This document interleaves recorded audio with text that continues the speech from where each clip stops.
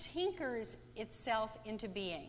If something doesn't work, it tries something else. You know, if green scales don't work, let's try brown scales and see if that works. And so it tries things over and over and over again. She goes on to say that life creates out of messes, which I love because if you see my desk, you know, I mean, I create out of that, and it's just so God, this mess, you know. It's just like Margaret Wheatley says, life creates out of messes. So then on page 18, she says, all this messy playfulness creates relationships that make available more expressions, more variety, more stability, more support. So there's always more that we can call forth. Enough time, more money, more opportunity, more supply of all good, and even there's enough food. You know how concerned we are that there's 8 billion of us on the planet? Huffington Post says, we produce 1.5 times enough food for everyone on the planet. So it's certainly not a problem of supply that we have here. And so we don't have to hoard. We don't have to take more than our share, and we don't have to worry that if we take enough, that we actually, no, that's get happy with your money. That's the goal. That's the goal. And I'm talking now about how to believe in enough. That's the title of the talk, okay? So we're all good because the next slide is really, really important, and that is Mary Poppins. Mary Poppins. This is a quote from the Disney show. Enough is as good as a feast. So I want to talk about enough. Well, enough is the whole talk. But it's not just enough. It's comfortably enough. We want comfortably enough. And we don't need a feast. In fact, a feast is sometimes worse than comfortably enough. I wasn't here last Sunday because I did my annual talk in Seattle. And Seattle does a Gourmets for Good like we do.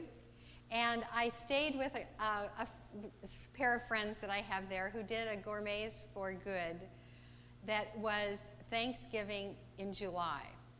And so we made Thanksgiving dinner. And I made the gravy, which is, of course, good on everything. And so I had a feast, and I wish I had only had enough, because getting as full as you get at Thanksgiving in July is a little uncomfortable. And so I really believe that enough is as good as a feast. So if we have comfortably enough, we're satisfied. And if we're satisfied, we're not distracted by feelings of lack. And if we're not distracted by feelings of lack, we can live our purpose. Do you see how that works? If we aren't satisfied, then we're nervous. You know, it's like if the cats are fed at 8:30 at night and it gets to be 8:35 at night, they are sure they're starving. And you know, right? So they're not satisfied at 8:35 unless they have their food in front of them. So if we can simply manage our consciousness so that we are happily satisfied with what God has already given, then we will not be distracted so that we can live our purpose. And we get to enjoy our blessings. So now I want to tell you the story, the real story behind the turkey feathers. So my son, when he was going to college, I went with him to help him. And, well, we all went. We all went to Ohio for Michael because he was enrolling in Oberlin Conservatory. And so we were going at the end of August, and so light came early, but we had to get up even earlier because we had to catch the plane. So it was just that first light of morning. And I looked out the window, and I live on a street in a neighborhood. And in my driveway were a flock of wild turkeys. And the wild turkeys had not been in the neighborhood before. And here on this morning, we were getting on a plane to take Michael to college. There was a flock of wild turkeys in my driveway.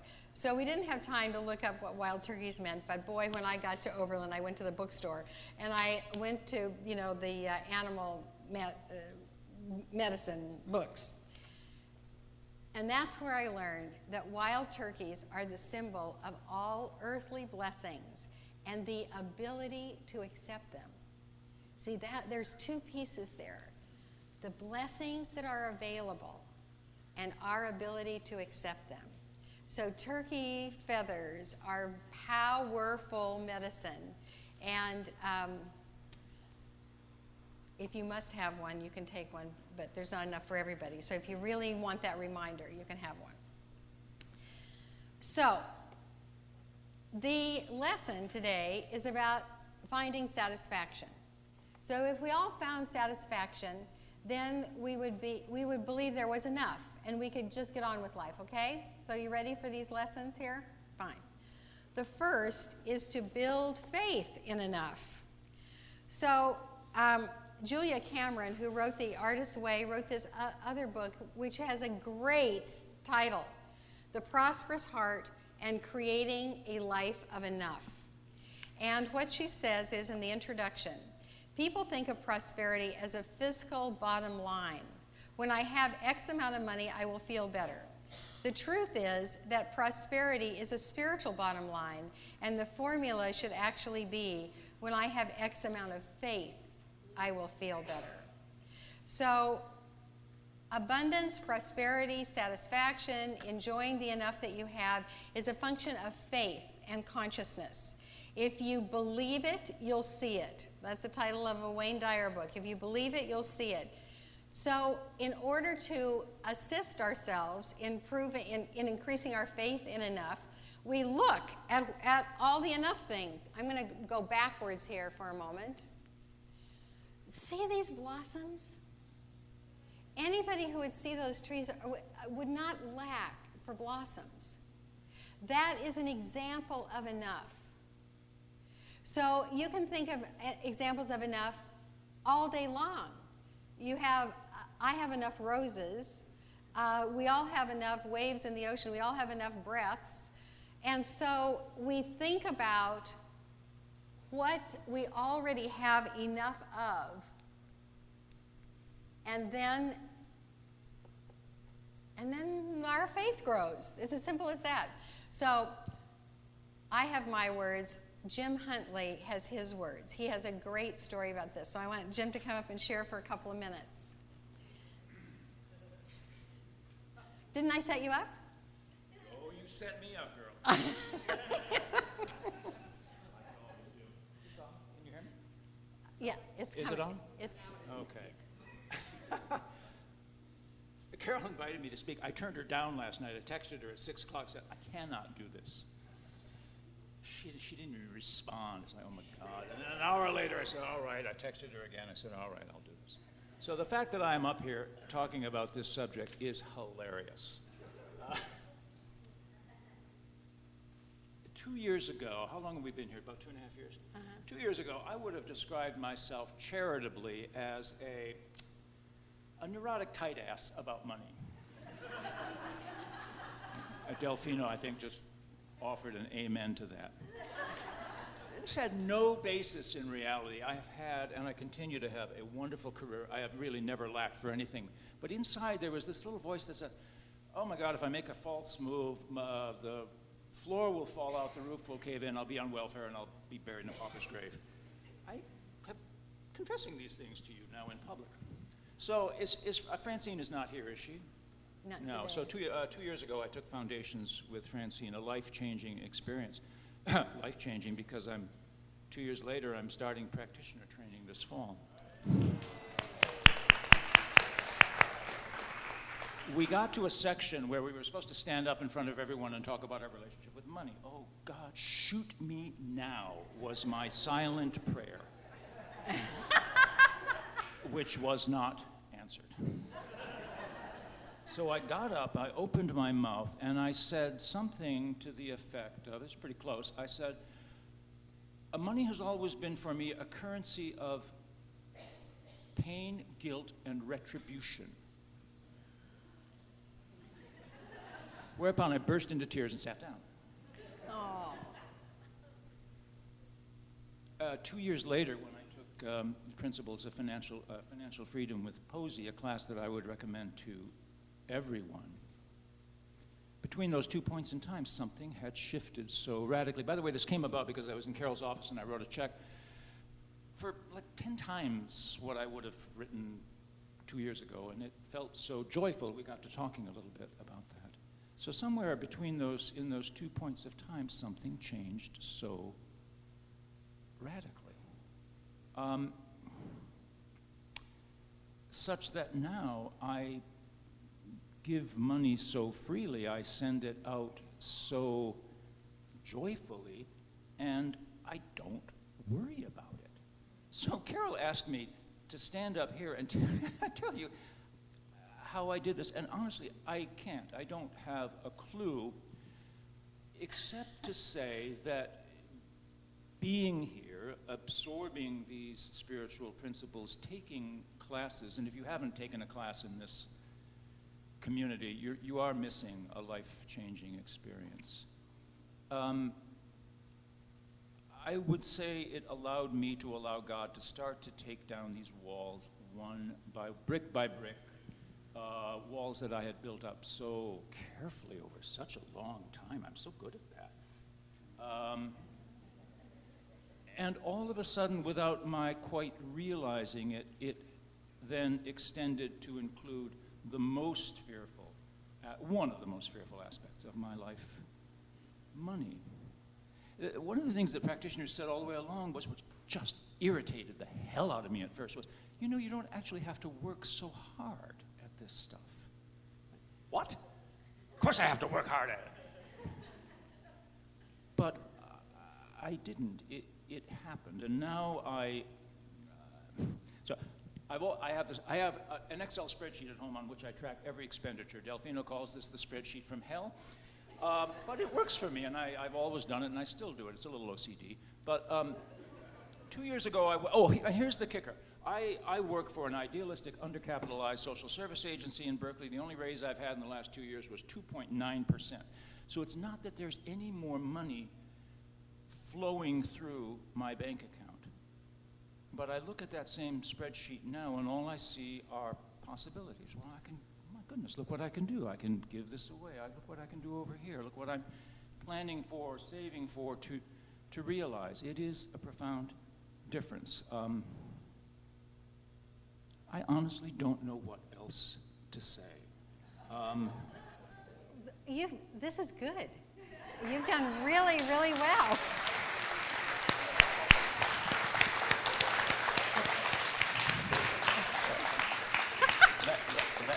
Let it be known that she made me do this. No, you didn't. Thank you. Thank you so much. Wasn't he fabulous? Yeah. So just stick around and pay attention, that's all, and then it all gets healed. Thank you, Jim. And that big check that he wrote was for the sound system. So, yep. Thank you. All right, build faith in enough. The next one is move through tough times. All of us have tough times upon occasion, and a lot of us have tough times with money upon occasion. But our founder, Dr. Lloyd Tupper, said something really wonderful. He said, if you're going through hell, you don't have to camp there. And that means you keep moving through. You know, I'm going to tell you something that'll be shocking to you, I think. Some of you might remember this, people that were here as long as I've been here. But 20 years ago, we were 9 months in arrears on our rent of this place. That was owned, the management was very different because they would not let us do that now, and we would not do that right now.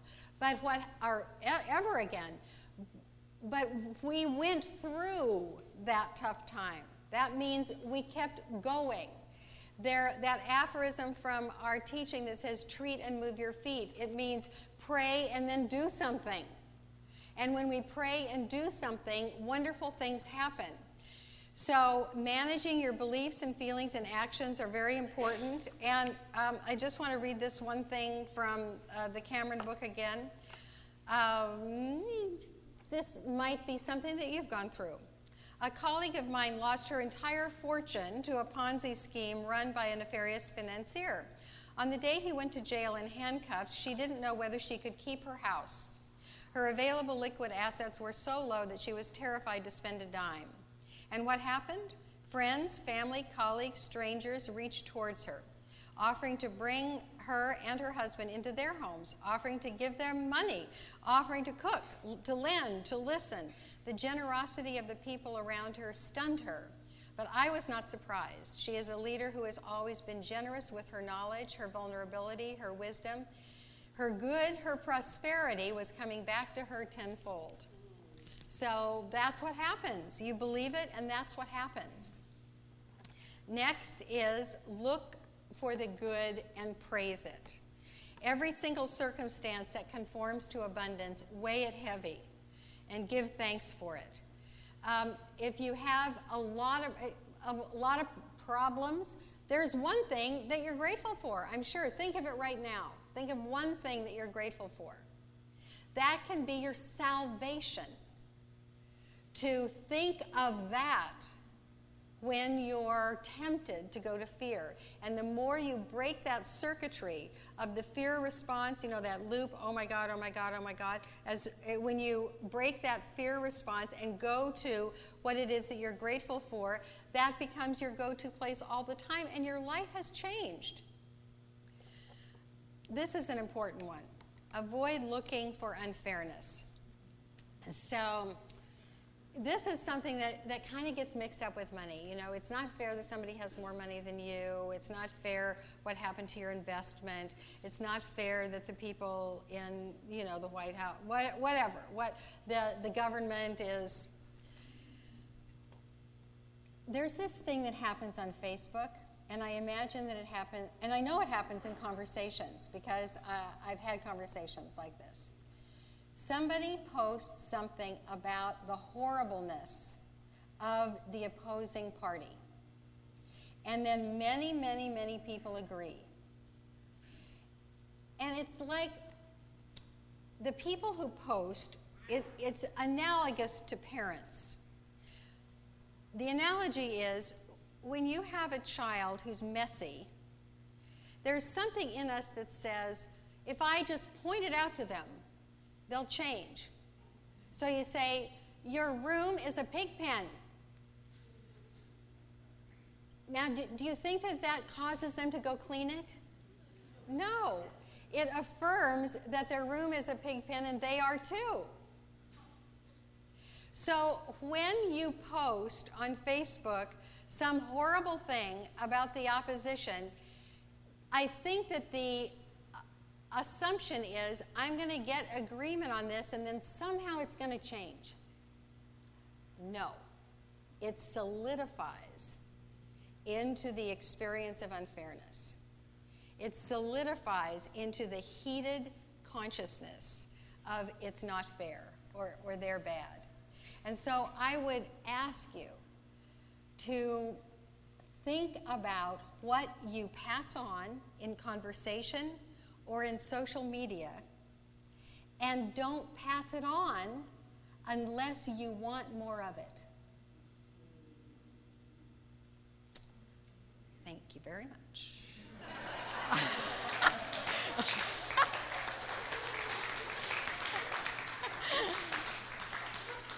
I've been waiting for a Sunday to say that. Okay, and then finally is participate in satisfying choices. You are so deserving of good. I want you to give yourself the satisfaction of choosing what you really want and not settling and not saying it's good enough. I think that we don't choose what we really want because we don't feel deserving ourselves, because we don't feel enough, let alone we believe there's not enough out there. We believe that we aren't enough. When I do a practitioner session, I see a lot of harsh self-judgment. Things that you would never, ever, ever say to anyone else, you say about yourselves. And I don't want you to say that about a precious child of God such as yourself. So what I would like instead is if you saw yourself the way God sees you, because God made you. God loves you. God kind of, I think, spends some time forming your soul. I know that's so anthropomorphic, and time is not time in eternity. But you are shot straight from the heart of God into this earthly plane. And you deserve the blessings that God has also created. To continue the anthropomorphizing of God, I think God's saying, here, darlings, try some of this. You don't like that so much? Here, try some of this. This is good. Try some of this. You like this? Have that. It's just a big yes. You got this coming towards you. You got this coming towards you. Something's going to fit, and you're going to like it, and grab a hold of that. Make life-enhancing choices, satisfying choices, because not only is there enough, but you are enough, and so is everybody else enough. Even those unskilled people who disappointed you greatly and who may be still disappointing you, they were made in the same perfection as you. And so for you to see with the eyes of God, see yourself and see them as the perfect incarnations that they are, with something to work on, just like the rest of us. So, to conclude, we have to believe in enough. We have to feel how blessed each one of us is, and everyone else is too. If you happen to look at the news and you see some disadvantaged, sad creatures, two-legged or four-legged on this planet, and you think, oh, what a shame, no. Send them love right then and say, I'm feeling for them that there's love in their life because I'm sending it. I'm surrounding them with love right now. Then your speech also follows that. Talk about the goodness, the fairness, the generosity of spirit that is in everyone around you. And then act to make this world a place that works for everyone. I'm going to read a very short thing from The Trance of Scarcity. That should be taken home as far as what's true. That's the title of this book by Victoria Castle. She writes, when we expose the trance of scarcity for what it is, an unexamined story and not the truth, suddenly it loses its grip on our lives. We are then free to create new ways of being that align us with ease and flow. Under the trance of scarcity, the best we can hope to do is to continue refining our strategy for surviving inside the story of our not enoughness. Recognizing that this is a story and not the truth is the first step to living a new reality, both personally and globally. And if you've heard something here today that you think, oh my God, I would love to believe that. I don't know how I can possibly do it, but I would love to believe that.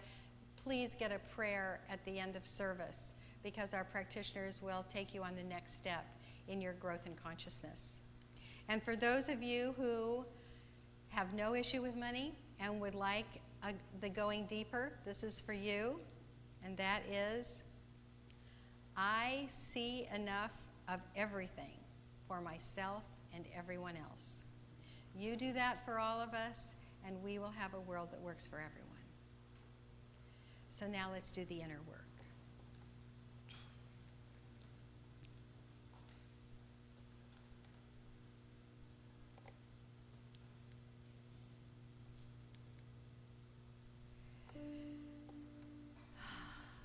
So, as we turn within, and if your eyes were opened there as I change the slides, we will be singing this in the inner work, but you know it already.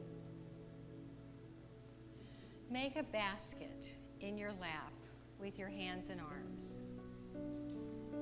And imagine that this basket is going to be filled with all of the blessings that are more than enough, comfortably enough, to sustain you, to delight you, to bless you, to fill you up, so that that feeling of satisfaction overtakes you, and you want for nothing.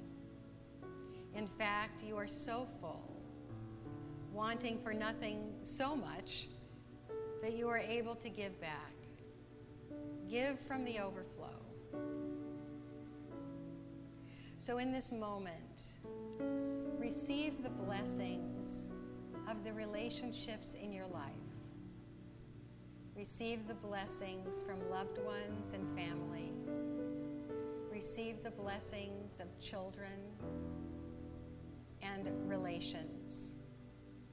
Receive the blessings of friends. Receive the blessings of those people who are our elected officials that give their lives truly to serve humanity. Imagine those people all over the world, and although you don't know them personally, you imagine that their good work somehow goes from person to person to person around the world and ends up in your basket. And feel how blessed we are. I am so blessed. I am so blessed. I am so grateful for all that I have. I am so blessed. I am so blessed. I am so grateful. I am so blessed. And now, holding your arms and your basket still open, even though it's full to overflowing already, accept now the blessings of your body and good health. Just feel the energy in your feet and your hands and your hips and your elbows. Realize that your heart has been beating and your breakfast has been digesting while you've sat here and you haven't had to think about it a bit. All of the places that your body has taken you, all of the pleasure that your senses have given to you, they fill your basket. And now receive the blessings of the beauty of the world, the beauty of the skies and the seas, the beauty of the hills of Marin County. Receive the blessings of all of your expression in this life, the way you've worked, the way you've given to your family, to your children, the way you share in the world. Those blessings come back to you. And now let the blessings of well-learned lessons fill your basket. You weren't skilled, you worked, and now you are skilled. That's a blessing. And maybe there are some places that there's still some unskilled parts. Count those as blessings, because that's why you're still here. To learn, to grow, to transform, to become a butterfly. Fill your basket and never forget how blessed we all are.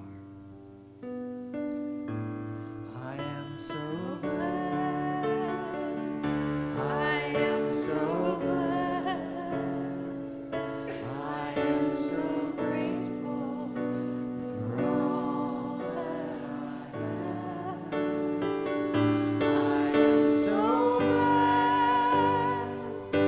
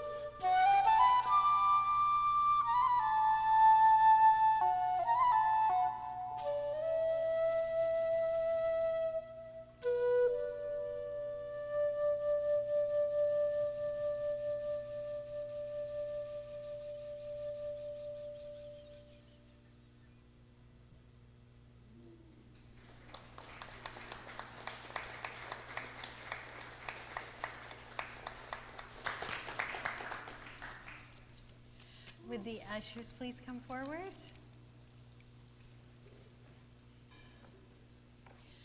So this is the time that we get to share our supply. But before that, there is a blessing that is always given to you by our Prosperity Corps, and today it's right up here. Divine intelligence knows and provides exactly what we require for our greatest expression, and that's the truth.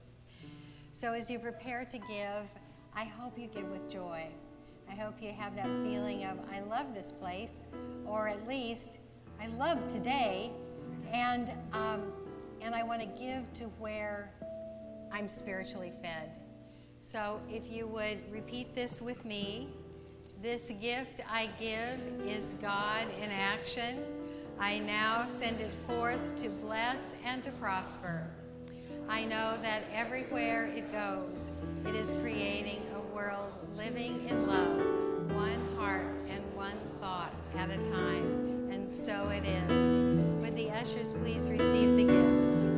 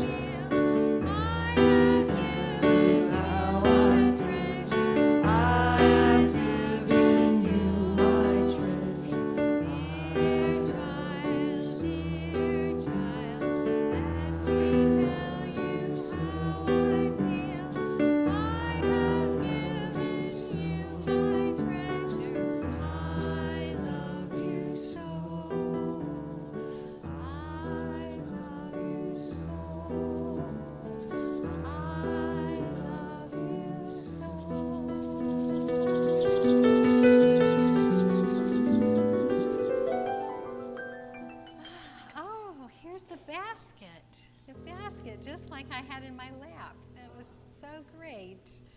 So in this basket, I know, are the blessings of supply that move through our precious community. In this basket are the blessings of service, the blessings of love, the blessings of spiritual growth, the blessings of contentment, to be in spiritual partnership one unto another. How great it is. So it is. Blessed be. All right. So we have a number of things going on today, as you can imagine. I hope you all stay for the Paris. There's a slide about that. But first of all, this is the great news we have on our sound system. We're almost 2/3 of the way there. So we have gifts of, I think, probably $10 to $1,000. And so somewhere in there, if you have not participated, this would be great for you to do. $10,000 is our goal so that we can get an entirely new sound system. And the names of the people that have contributed are in the bulletin. Thank you so much, no matter how much you've given, and we appreciate it. And we're on our way to 10,000. This is the new photograph of the rest people. This is preparing and serving a meal to the homeless and having camaraderie with them. It's a precious experience. And we're having another one there on August 2nd.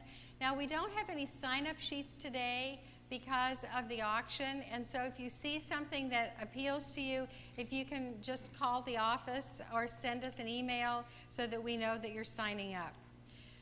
But this one is important because we don't have any idea how many people are going to come to the Leo birthday party on Friday night. So, can I have a show of hands? Okay, we're doing it. Good. I'll see you. See y'all at the party. The Abundance Program that is being offered with Pat Sandry as a facilitator is beginning August 23rd. This is based on this wonderful book, the Abundance Book, and if you like what you've heard this month, then this is a good follow-up for that. It really, really helps in shifting consciousness to an experience of abundance. And thank you, Pat, for offering this. The bookstore is open almost every Sunday, not now because of the auction, but the bookstore goddesses, Leslie and Cindy Lou, are working on the event today. So thank you very much. I think Cindy Lou's probably in the kitchen. Media teams. Now, we've had this up before because we need some more people for the high video people out in video land.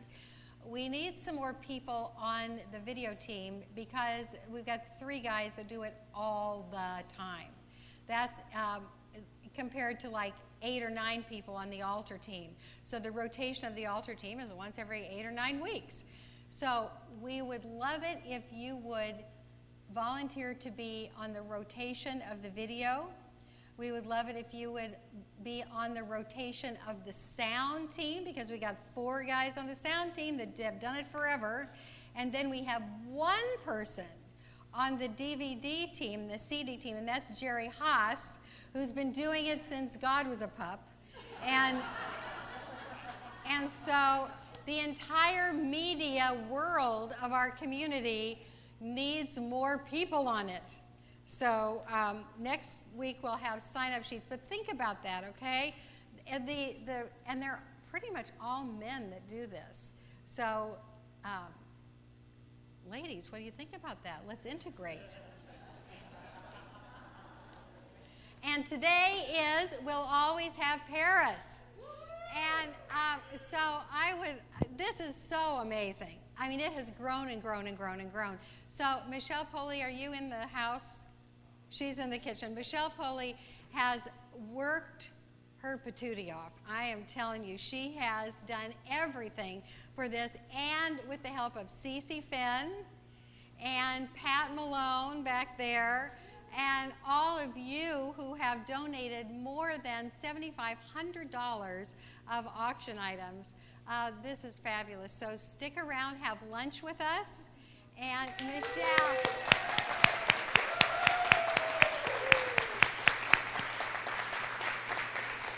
So you don't even know the surprises that are going to happen. So, okay, that's enough. So in order to begin the festivities, we have to end the service. So would the practitioners please surround the community?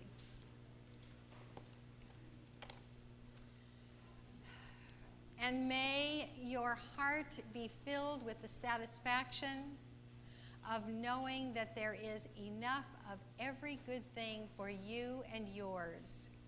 And as always, may Spirit guide your way. Would you now stand for our affirmation and closing song? Right up here. And all you people that are here today or back after a long time, come next Sunday. Now the affirmation.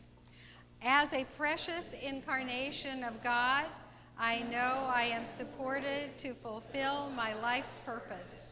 I have enough of all good. My naturally recurring state is divine satisfaction.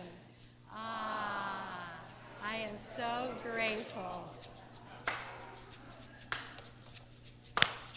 Like